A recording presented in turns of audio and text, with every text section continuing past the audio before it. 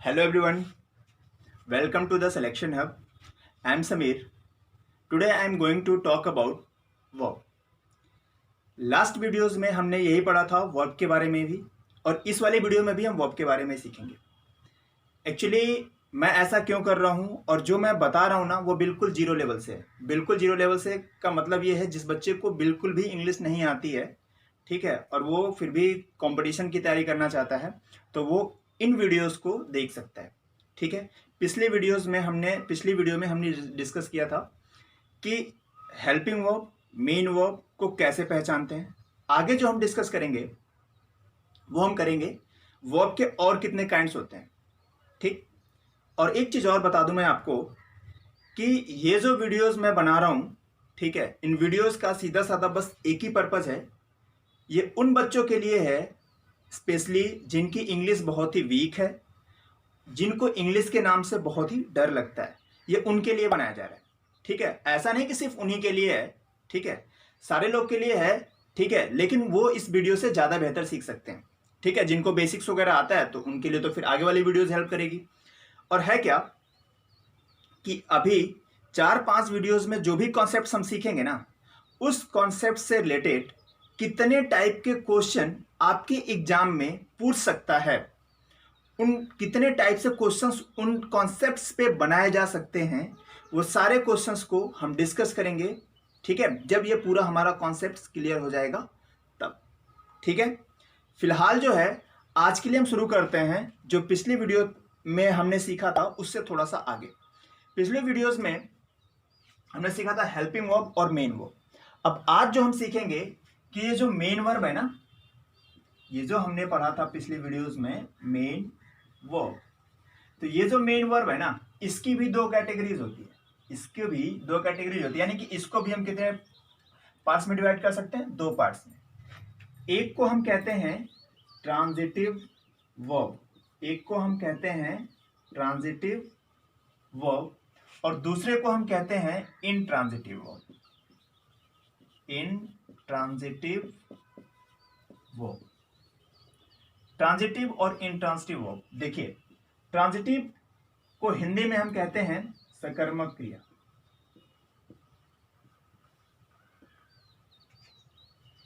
सकर्मक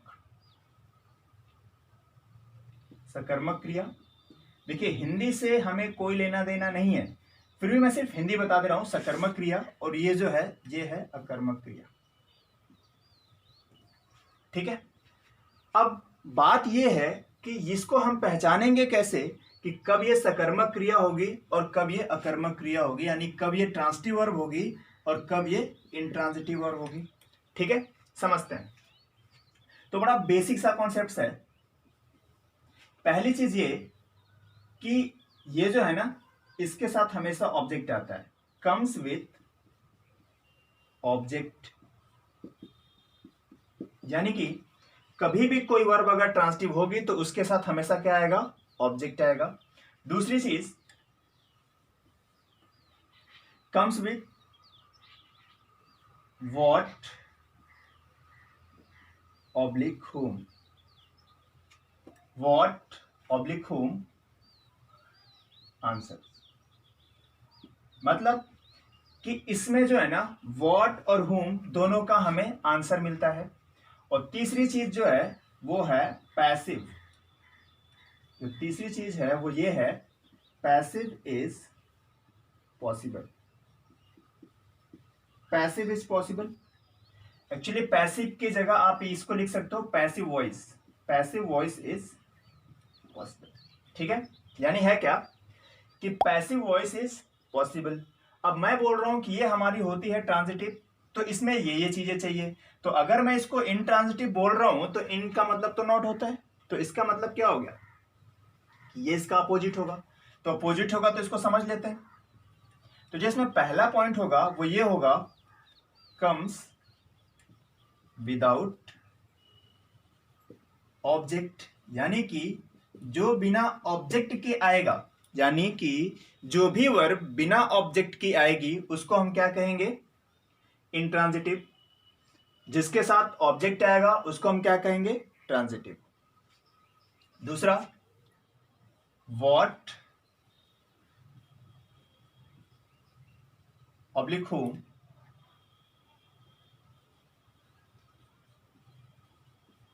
doesn't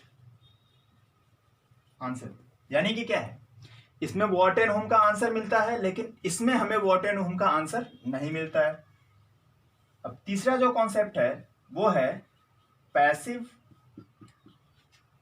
voice is not possible. यानी क्या हो गया कि इस वाले में, यानी कि इंट्रांजिटिव वर्ब का पैसिव वॉइस भी नहीं बनाया जा सकता है। ठीक है, अब है क्या ना कि इन तीनों चीजों को, ठीक है, हम क्या करते हैं, एग्जाम्पल के हेल्प से समझने की कोशिश करते हैं। With the help of example will understand this concept. शुरू कर लेते हैं। तो है क्या कि मैं एक एग्जाम्पल लिखता हूं, फिर आपको पूरी बात समझाता हूं। मैंने यहां पे लिखा एक वर्ब, एक सेंटेंस लिखा, दे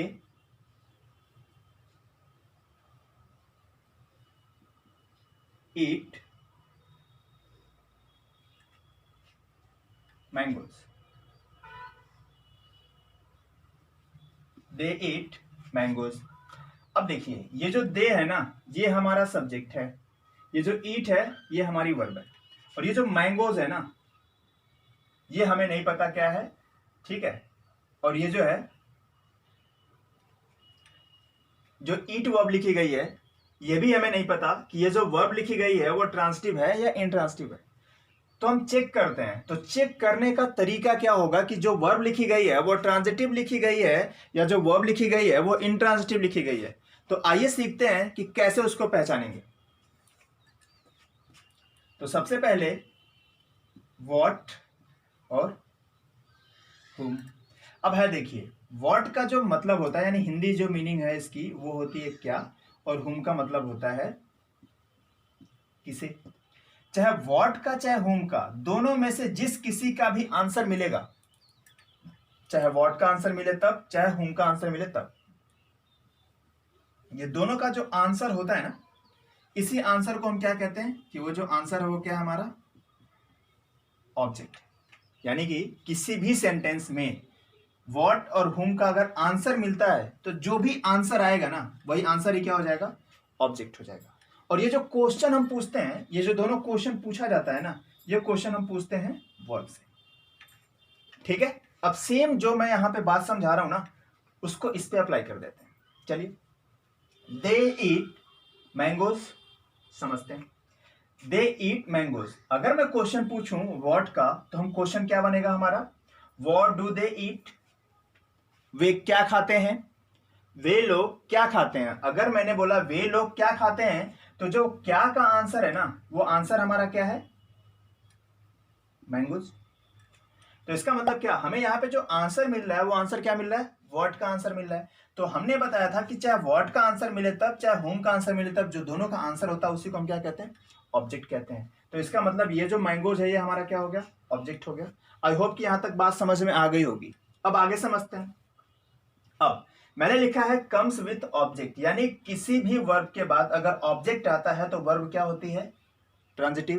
पहली लाइन लिखी हुई है कम्स विथ ऑब्जेक्ट, यानी जो ऑब्जेक्ट के साथ है वही वर्ब क्या होती है, ट्रांजिटिव। तो इसका मतलब कि यहाँ पे जो ईट लिखा हुआ है वर्ब, उसके बाद मैंगोज आया है, मैंगोज चूंकि ऑब्जेक्ट है इसलिए ये जो वर्ब होगी वो क्या हो जाएगी, ट्रांजिटिव। आई होप कि यहां तक आप लोग को बात समझ में आ गई होगी, क्लियर है। अब एक दो एग्जाम्पल और लेते हैं और इसको और ज्यादा क्लियर करते हैं थोड़ा सा।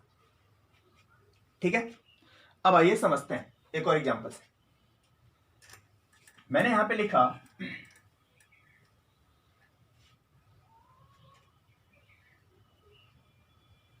राहुल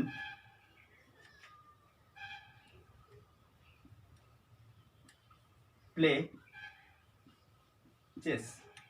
दूसरा एग्जाम्पल, राहुल प्लेज चेस।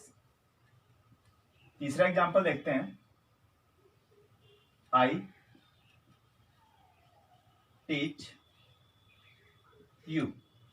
ठीक है, अब हमें पता है कि जो राहुल है ये तो सब्जेक्ट हो गया, ये जो प्ले हमें नहीं पता कौन सी वर्ब है, आई यहाँ पे क्या है, सब्जेक्ट है, ये टीच नहीं पता कौन सी वर्ब है, ट्रांसिटिव है कि इंट्रांसिटिव है, चेस के बारे में भी हमें कोई आइडिया नहीं है। अब अगर आइडिया नहीं है तो हम क्या करेंगे, व्हाट एंड whom से क्वेश्चन पूछेंगे, ठीक है, तो हम क्या करेंगे, व्हाट वाला क्वेश्चन उठा लेंगे, पूछेंगे what does Rahul play, Rahul क्या खेलता है, तो हमें आंसर किसका मिल रहा है, व्हाट का। राहुल क्या खेलता है, चेस खेलता है, तो इसका मतलब ये हमारा क्या हो गया, ऑब्जेक्ट। अब अगर ये हमारा ऑब्जेक्ट है तो इसका मतलब ये जो वर्ब है वो क्या होनी चाहिए, जी हाँ, ट्रांजिटिव। ठीक है, अगला देखिए, आई टीच यू, मैं क्या पढ़ाता हूं, व्हाट डू आई टीच, मैं क्या पढ़ाता हूं, आंसर मिल रहा है, कोई आंसर नहीं मिला, यानी इस वाले सेंटेंस में व्हाट का आंसर नहीं मिल रहा है। दूसरा है whom do I teach, whom do I teach, हमें आंसर क्या मिल रहा है, यू, यानी कि मैं किसे पढ़ाता हूं, तो हमारा आंसर क्या मिल रहा है, यू, ऑब्जेक्ट है ना, यू को। तो इसका मतलब क्या बताया था मैंने, चाहे व्हाट का आंसर मिले तो चाहे हुम का आंसर मिले, तब दोनों में से चाहे जिसका भी आंसर मिल जाए, जिसका भी आंसर मिलेगा ना, वो आंसर हमारा क्या हो जाएगा, ऑब्जेक्ट। अगर आंसर हमारा ऑब्जेक्ट हुआ तो इसका मतलब क्या होगा कि ये जो है हुम का आंसर मिल रहा है, तो ये यू हो गया, ऑब्जेक्ट हो गया। अगर ये ऑब्जेक्ट हो गया तो ये वर्ब क्या हो जाएगी, ट्रांजिटिव।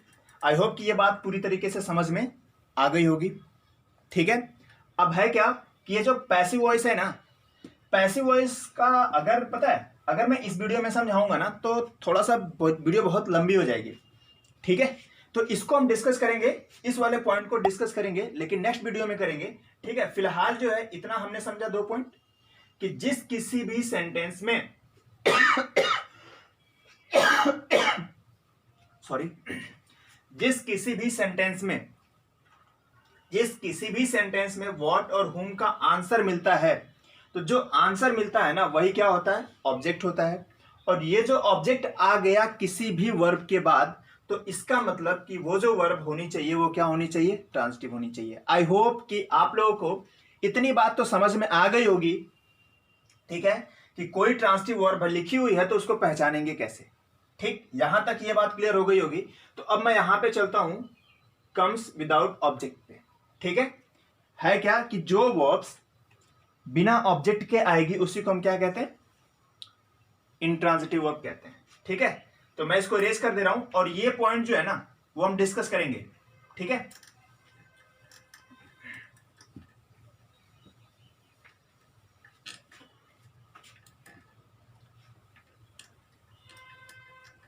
चलिए, तो सबसे पहला जो क्वेश्चन है वो क्या लिखा हुआ है, वो ये लिखा हुआ है कम्स विदाउट ऑब्जेक्ट। जो इंट्रांजिटिव वर्ब होगी ना वो हमेशा बिना ऑब्जेक्ट के आएगा। एक एग्जांपल से समझते हैं। मैंने यहां पे लिखा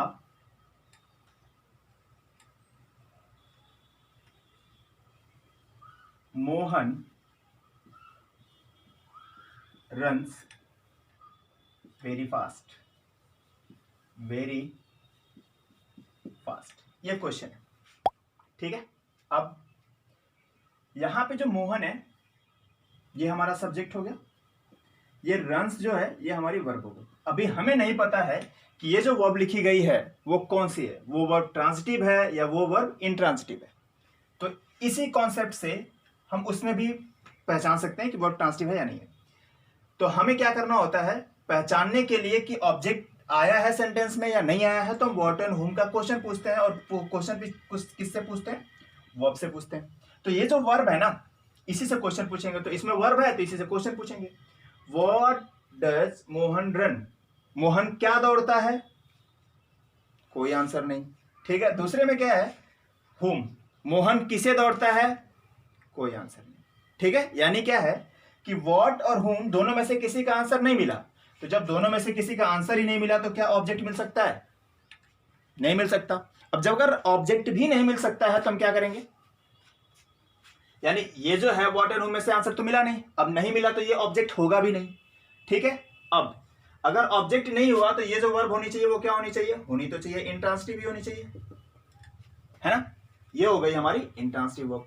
अब सवाल एक उठ रहा होगा आपके दिमाग में कि ये जो वेरी फास्ट है ना, ये जो वेरी फास्ट लिखा हुआ है ये वेरी फास्ट है क्या। तो एक छोटी चीज समझा दूं आपको, कभी भी किसी भी सेंटेंस में हाउ लिखा हो,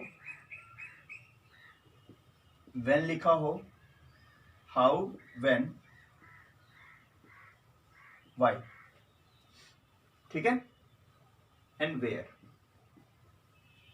how, when, why, where.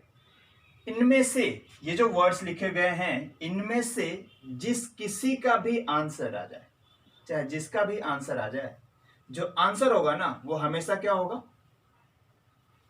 Adverb. क्या हो जाएगा, एडवर्ब। यानी कि किसी भी सेंटेंस में हाउ, व्हेन, व्हाई, वेयर, ठीक है, का अगर आंसर हमें मिलता है तो जो भी आंसर होगा उसी आंसर को हम क्या कहेंगे, एडवर्ब। आई होप कि यहां तक ये बात समझ में आ रही होगी। अब आ जाते हैं इसी क्वेश्चन पे। Mohan runs very fast. तो हमने पूछा था व्हाट का, हुम का, दोनों में से किसी का आंसर नहीं मिला था। अब एक बार ना हम ये क्वेश्चन रख के पूछ लेते हैं, how does Mohan run. How does Mohan run, हमारा आंसर क्या मिल रहा है, वेरी फास्ट। यानी मोहन कैसे दौड़ता है, तो हमें आंसर क्या मिल रहा है, वेरी फास्ट। तो इसका मतलब ये जो वेरी फास्ट है ना, ये हमारा क्या है, एडवर्ब है। एडवर्ब है, ऑब्जेक्ट नहीं, ठीक है। अब एक चीज और समझिए, ये जो ऑब्जेक्ट होता है ना, ये जो ऑब्जेक्ट होता है वो चाहे जहां पे भी लिखा रहे, ऑब्जेक्ट चाहे जहां पे भी लिखा रहेगा, ठीक है, ये हमेशा या तो ये नाउन हो सकता है या तो ये प्रोनाउन हो सकता है। यानी कि किसी भी सेंटेंस में अगर ऑब्जेक्ट आ रहा है तो ऑब्जेक्ट या तो नाउन होगा या तो प्रोनाउन होगा। क्या ये नाउन प्रोनाउन है, नहीं है, तो इसका मतलब नाउन प्रोनाउन नहीं है, तो ये एडवर्ब हो जाएगा, ठीक है। अगर नाउन प्रोनाउन नहीं है तो ऑब्जेक्ट भी नहीं होगा। क्लियर हो गया। चलिए अब दूसरी चीज समझते हैं। ये बात तो क्लियर हो गया ना कि कम्स विदाउट ऑब्जेक्ट, यानी जो बिना ऑब्जेक्ट के आएगा उसी को हम क्या कहेंगे, इंट्रांजिटिव। और व्हाट एंड हुम का तो आंसर भी नहीं आएगा इसमें। क्लियर हुआ, ठीक है। अब एक और एग्जांपल लिखते हैं और उससे क्लियर करते हैं इस चीज को। चलिए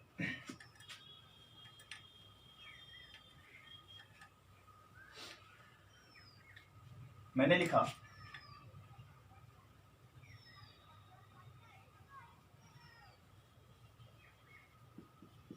Anamika goes to school। Anamika goes to school। अब समझिए, अनामिका जो है वो क्या है, सब्जेक्ट, गोज हमारी क्या है, वर्ब है, ठीक है। अब ये जो टू स्कूल है ना, हालांकि ये प्रीपोजिशन और ये प्रीपोजिशन का ऑब्जेक्ट है। अब चेक कर लेते हैं कि क्या ये जो स्कूल है, टू स्कूल है, वो ऑब्जेक्ट है या नहीं है। चेक कर लेते हैं। तो चेक करने का तरीका मैंने ऑलरेडी आप लोगों को सिखा रखा है। कैसे, कि ये जो वर्ब लिखी गई होती है ना, उस वर्ब से हमें क्वेश्चन पूछते हैं, उस वर्ब से हमें क्वेश्चन पूछते हैं। वो जो क्वेश्चन है वो क्या है, व्हाट एंड हू, ये दोनों क्वेश्चन है ना, पूछ लेते हैं। Anamika goes to school, what does Anamika go, Anamika क्या जाती है, आंसर मिला, नहीं मिला। दूसरा, अनामिका किसे जाती है, whom does अनामिका गो, इसमें भी आंसर नहीं मिल रहा है। यानी ना तो इसका आंसर मिल रहा है, यानी ना तो व्हाट का आंसर मिल रहा है, ना तो whom का आंसर मिल रहा है। दोनों में से किसी का आंसर मिल ही नहीं रहा है। तो जब अगर दोनों में से किसी का आंसर नहीं मिल रहा है ना, तो इसका मतलब क्या हुआ कि ये जो वर्ड लिखा गया वो ऑब्जेक्ट भी नहीं होगा, ठीक है। तो चेक कर लेते हैं क्या इनमें से किसी का आंसर मिल रहा है क्या, ठीक है। How does Anamika go, Anamika किसे जाती है, कैसे जाती है, नहीं आंसर मिल रहा है। अनामिका कब जाती है, ये भी नहीं आंसर मिल रहा है। अनामिका क्यों जाती है, ये भी आंसर नहीं मिल रहा है। अनामिका कहाँ जाती है, वेयर का मतलब कहाँ होता है, where does Anamika go, Anamika कहाँ जाती है, तो हमें आंसर मिल रहा है वेयर का। तो इसका मतलब ये जो वर्ड लिखा गया है वो हमारा क्या हो जाएगा, एडवर्ब।